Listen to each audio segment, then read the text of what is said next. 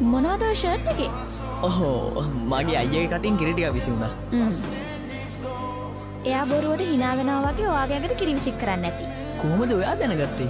මොකද අපි දෙන්නම ඉන්නේ එක වයසේ.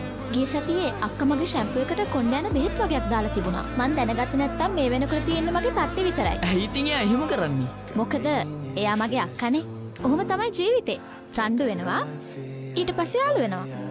අයියත් එක එහෙම බෑ.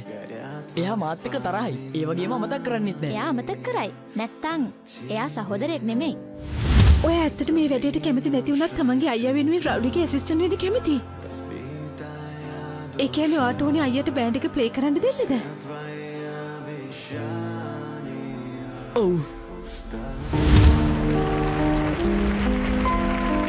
මං කිව්ව නේද දා?